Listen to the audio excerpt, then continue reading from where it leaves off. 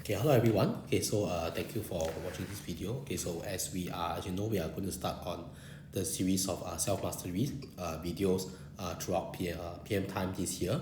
And I believe that you have watched the referee video just now. Okay, so this is just a quick video to go through what you looked at for the soccer referee video. Okay, so as you know, we are looking at components of self-mastery, and just a quick run through of the self-mastery whole framework is that there are actually three components. One is on self-regulation, self-concept, and relationship management. And further from self-regulation, when we branch out, we're actually going to go to another, like a Venn diagram, where you look at both behavioral, cognitive, as well as emotional. And in the videos down the weeks, I'll actually be sharing you all one by one what's the differences between all of them. Okay, and for today we'll be looking at cognitive regulation. Okay, so and the video that you have seen today, that's actually on the cognitive regulation itself. Okay, so self-mastery will enable us, to have the capacity to regulate yourselves, as I will allow you to enjoy learning, to engage in meaningful and positive relationships, and to build you for life. So a lot of times, you know that nowadays when we study and you go about your daily lives, there are a lot of times where you will go through a lot of emotions every day, and having a good self-mastery will allow you to be able to manage your emotion better, both cognitively as well as the thoughts you feel, the kind of things that you choose to thought, the kind of thoughts that you choose to have. So having a good mental tools will allow you, okay, to be able to equip yourself better. Okay. So I believe that you have watched the soccer referee video, and you sort of see that this is basically how the guy has gone through one method of cognitive regulation. Okay, so just to let you know, cognitive regulation is one mode of regulation. That's behavioral, that's emotional. So we are looking at cognitive. How does the guy change his mindset, or change the way he thinks when others say something nasty about him? That's one thing that I think we all can learn from.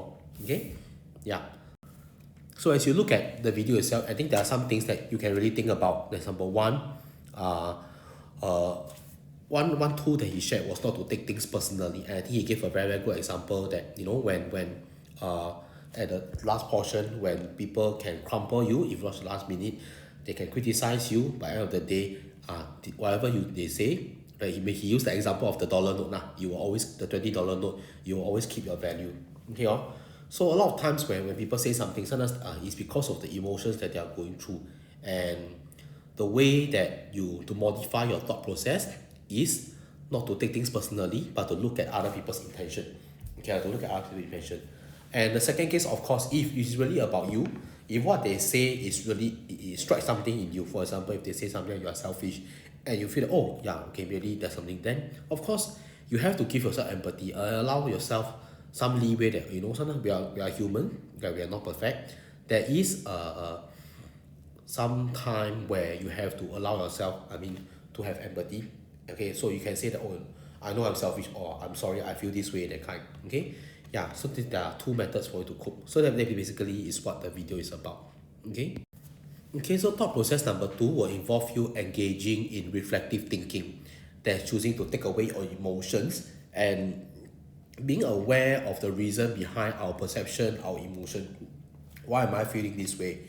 Take yourself out of the picture, and you notice that a lot of these activities are regulated by how you believe, what you think about. Okay, and it requires you to do a appraisal of assumption. So doing critical reflection is easier when, of course, you do it through gameplay. I think, for example, when you do sports, when you play a friendly match, after that, and you're able to do a reflection on what went through the game whatsoever, without being too emotionally involved. Okay, yeah. So that's all for this video. Okay, I think the main thing about this cognitive regulation is to not to take things personally.